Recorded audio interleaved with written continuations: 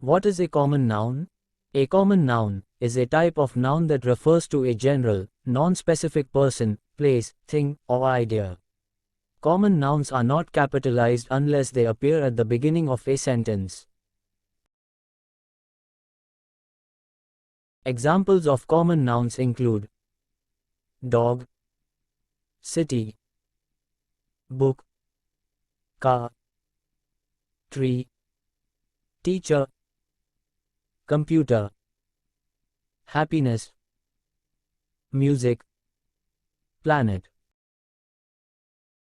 Here are some examples of sentences of common nouns. The boy played with his dog in the park. Boy and dog are common nouns. She visited a city for the first time and was amazed by the skyscrapers. City and skyscrapers are common nouns. I need to return this book to the library by tomorrow. Book and library are common nouns.